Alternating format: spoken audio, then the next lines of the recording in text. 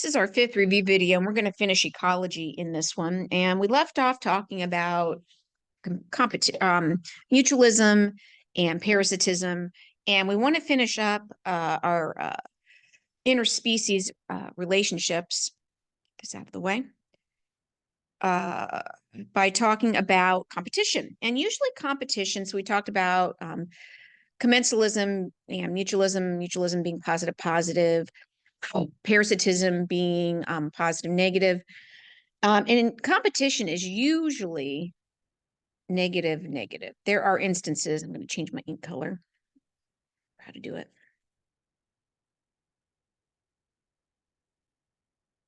I guess I'll leave it red. Where one species maybe isn't affected as much as the other, but in general, competition between species tends to be negative for both.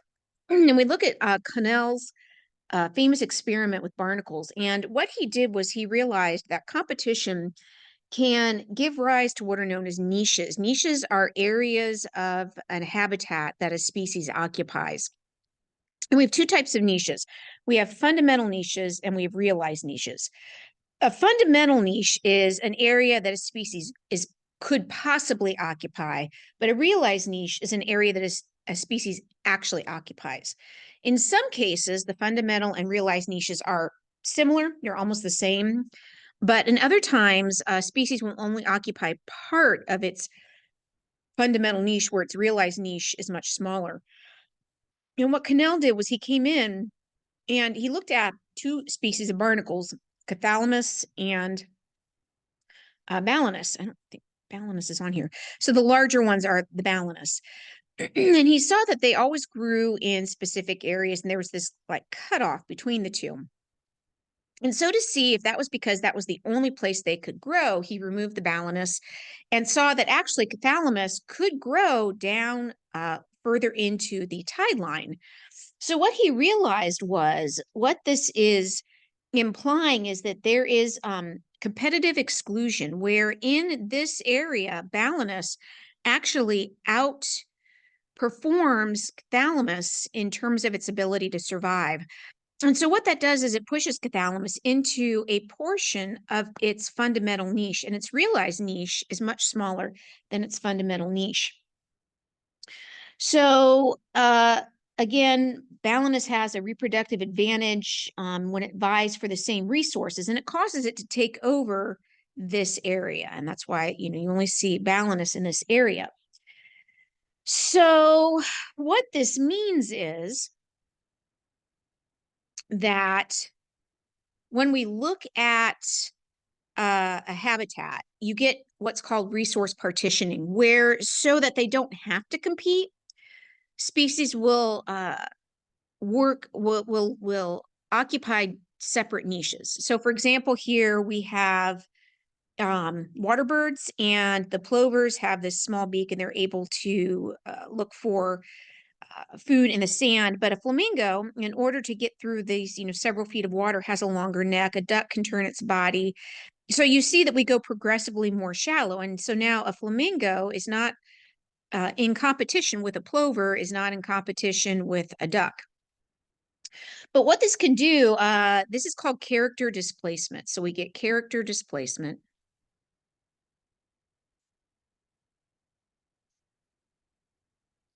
Where we begin to get separation in organisms in response to resource partitioning. I can't talk today, and finding their niches. So what happens is we get sympatric separation. We have organisms within the same environment, but they separate sympatrically. And this can actually give rise to new species. So this is actually a source of speciation. Another example are warblers in trees, where for nesting, they'll take different areas of the trees. So you do get some competition. For example, you would get here and here. So this warbler's realized niche might be different than its fundamental niche.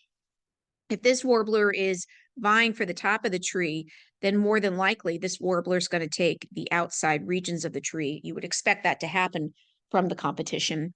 Sometimes you can have temporal separation, where one species will begin to be active during the day and one at night. An example of this would be the squirrels that I have at my house. I have flying squirrels, and they are out at night, and my daytime squirrels, of course, we all know. But my the flying squirrels, they have larger eyes. They're able to glide from tree to tree, so they have very unique adaptations that allow them to be successful at night versus the daytime squirrels. The other thing we looked at, just finishing up, just distribution and habitat ecosystem, is richness and diversity. And we said that richness is the number of species in a given area. So if we look at community B and community C, they both have purple, orange, brown, and yellow mushrooms, but they don't have them in the same ratio. So B and C have equivalent richness, but not necessarily equivalent diversity. Community A is lacking the purple mushroom, so it does not have as rich of a profile. But we looked at the Shannon Diversity Index, and the Shannon Diversity Index said if you take the percentage of species one and you multiply that by the natural log of that percent, and you add that to the percentage of species two, and you multiply that by the natural log of that percent, and you could keep going with that. Percent of species, and I'm just going to use N to indicate that you go as many as you need to. And if you add all of these up, you get a value. And that value is the Shannon Diversity Index. And the higher the value, the better the diversity, or the increased diversity. We spent quite a bit of time talking about why diversity was important and richness were important and some of the impacts. But again, in terms of a final, make sure you're familiar and you remember how to calculate diversity. So we ended up with, this had a value of 1.09, this was 1.38, and this was 0.829. And so even though community B and community C, had equivalent richness, we see that community B is much greater in its diversity, and you can kind of tell that from looking at the picture. Finally, when we were talking about habitat and interspecies relations, we looked at some of the specialties that we see in an ecosystem. So we looked at an ecosystem engineer. So a beaver would be an ecosystem engineer, where its actions are giving rise to the, oh, darn it. They are giving rise to new habitat when it builds the dam and it creates the pond. And we looked at control, and we can have from bottom up control. So we had a foundation species, and that's the bottom of the pyramid. We'll look at that next. But we also have a top down control if you have a keystone species. When we talked about the wolves that are reintroduced at Yellowstone, and they affected where the elk could graze, because the elk didn't graze by the water, the vegetation grew up and there was less runoff into the water, which made clearer water, which allowed for the resurgence of species that were threatened, the species that needed clear water. And so the whole ecosystem was affected just by bringing wolves back. Then we also talked about invasive species, and this is a lionfish. And you guys did your reports, and you looked at some different invasive species. And we spent quite a bit of time looking at how they can be very destructive to an ecosystem. All right, then we switched gears and we went to energy. So to start off with our vocabulary, we had our trophic levels. So we have our producers, and we said our primary producers are usually what we say here. Remember, primary is one with a little zero super exponent. Primary consumer, we've got a secondary consumer, a tertiary consumer, and a quaternary consumer. So those were some of our terms. Of food chain shows the flow of energy from the primary producer to whether it's the tertiary consumer or quaternary consumer. We saw that we have a decrease in biomass as we go up.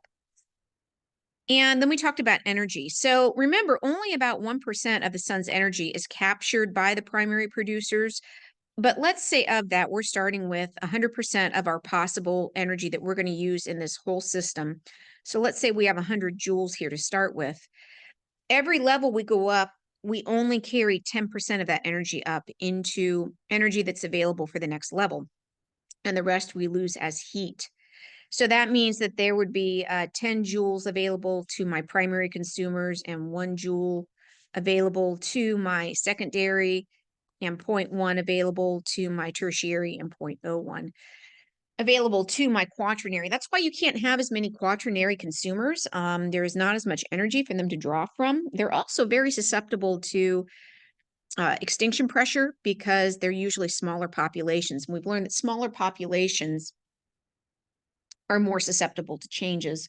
We then looked at food webs and the flow of energy in food webs. Here we introduced detritus and decomposers.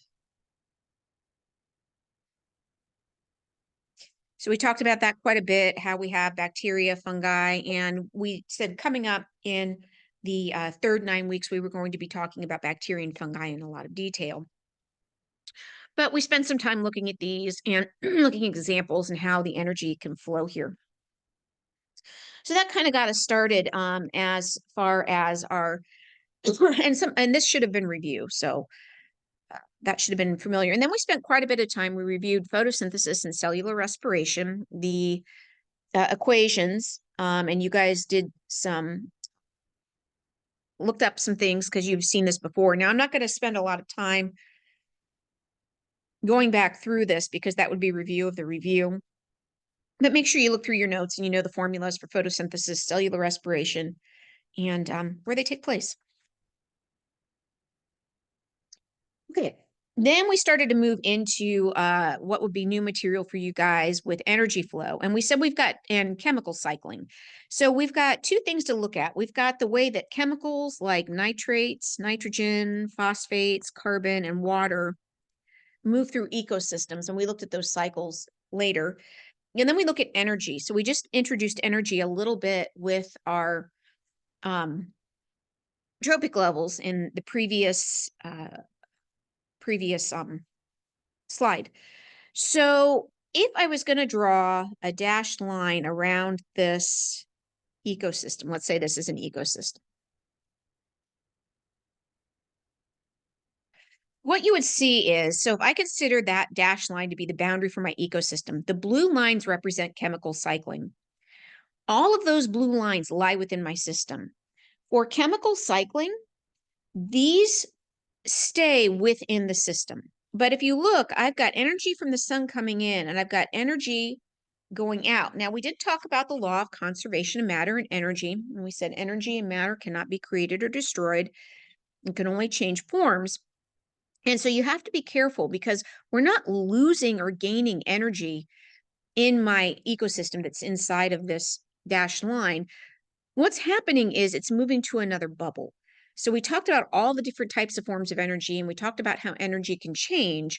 And so what we saw here is we have energy coming into the system and we have energy leaving. Now, it's still energy and it goes into another form of energy, but it comes in the form of solar energy and it leaves as heat. So the energy flow does not stay within the system. The chemical rate we said was the most affected by chemical cycling. In terms of the rate is affected by the microorganisms. How many are there and how fast is this happening? That kind of sets the speed for the rest of the cycling. Don't forget detritus is dead organic matter. So that kind of set the tone for then talking about the energy and then moving on to chemical cycling. We have, again, here's our primary producers, our primary consumers, our secondary consumers. So we see those tropic levels represented here. Here's my tertiary. And these primary producers are usually plants, algae, phytoplankton, and we're doing photosynthesis or chemosynthesis. Then we get into my herbivores. Again, review. All right, primary production. Now we have some vocabulary that we went over here. So we have our gross primary production, and we have our net primary production. So the gross primary production is the energy, the solar energy that is converted to chemical energy. So we said that 1% of the solar energy gets captured. and it gets turned into chemical energy. And we're talking about all of it. Now, if we wanted to talk about the net, that's what's going to be used for the next level. So you have to subtract from your gross the energy, and capital E is energy, that's used in cellular respiration. So if you take the gross minus the energy you use in cellular respiration, that gives you the net. We also talked about net ecosystem production, and that's the biomass accumulation by producers and consumers. We just kind of dealt with the definition of that. We didn't talk about it much beyond that. But we looked at this map then, and we said, let's look at our net primary production. Again, that's here after we have taken out the energy we use for cellular respiration. And the purple blue are the areas that are the highest. We've got the Amazon, we've got Central America, we've got some of the islands down here in the South Pacific. And even though we have these areas and we get great net primary production, they're small in terms of their area. If you compare it to the rest of the landmass of the world, like look at the north of Africa, right? We have the deserts there and there's nothing. So these areas are really important. They are unique, and they're not a lot. And we talked quite a bit about what's happening with the Amazon and how we are losing forestation there, and it's threatened. And we talked a little bit about Costa Rica. All right, we moved on from there to talk about going up then and looking at secondary production. So I have my secondary production is my biomass energy and my cellular respiration energy. And my net is the secondary minus my cellular respiration. So let me break that down a little bit and go back over that. So what we have is, if you look at these two together, so let me back up a step. So here's my worm. This is my primary consumer. But when we talk about primary consumer, we're talking about secondary production. So right, we go primary producer, primary consumer. So this is secondary production. So he's the second level of he's our second tropic level. And let's say he's eating this leaf and there's 200 joules of energy in this leaf. The assimilation is the portion of that goes into creating new biomass and creating and used in cellular respiration. This is loss. And even though it says feces here, this eventually is lost to heat because we have decomposition. So what we want to consider, though, is that our net secondary production, so this is assimilation, but our net secondary production is we're going to take our what we our total that we are starting with our assimilation. Sorry, something could eraser.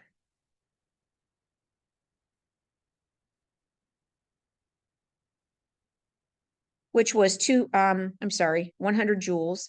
So this plus this, our assimilation is 100 joules. And I want to subtract from that again my energy used in cellular respiration,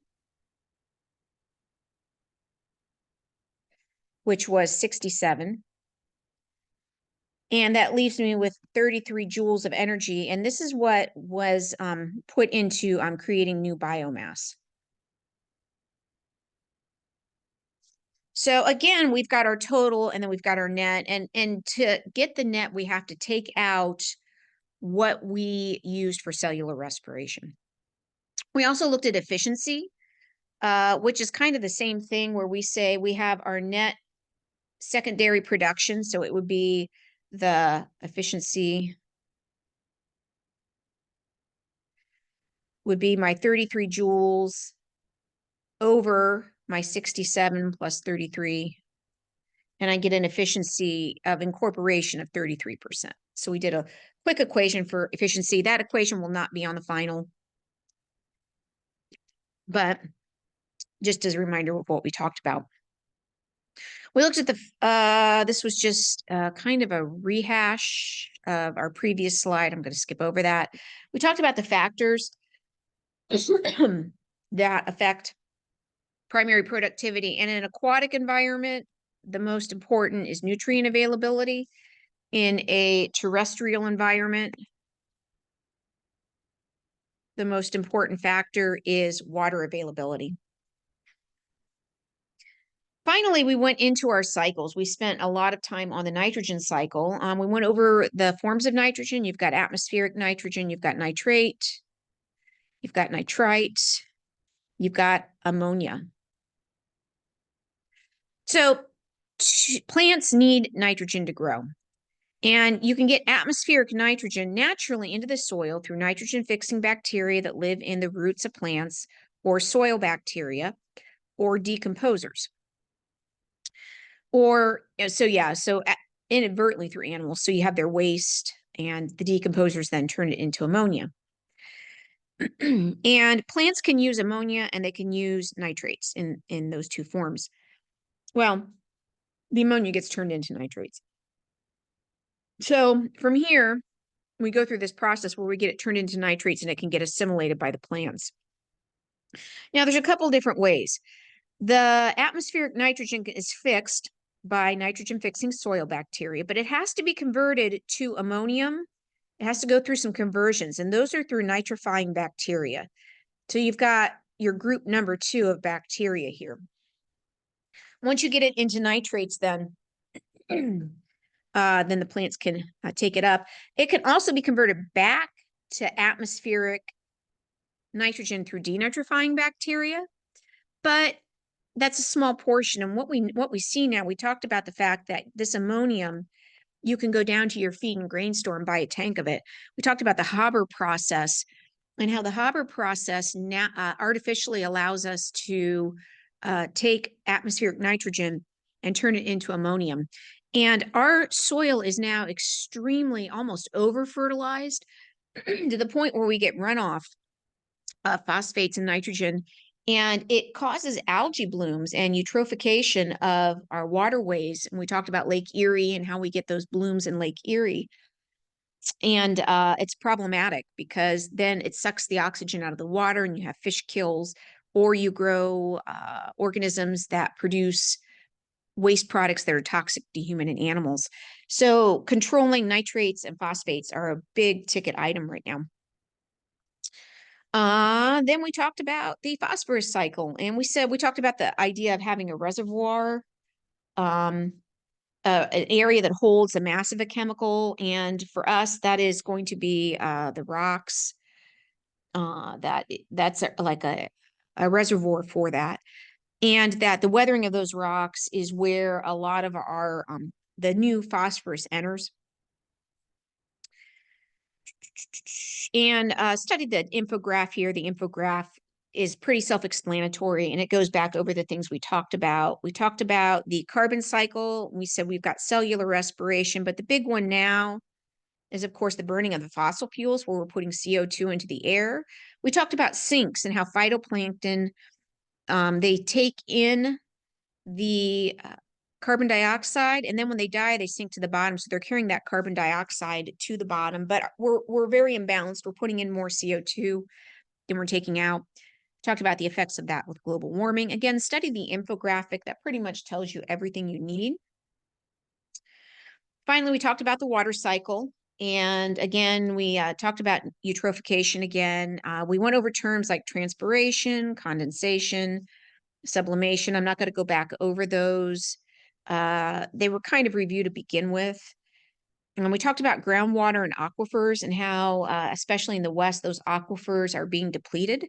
And that's a big problem. But again, for this, study the infographic, and that kind of will get you in a review term everything that you need. Okay, after this video, we're moving on to the third 9 weeks where we did bacteria and fungi and protists. So I will see you there.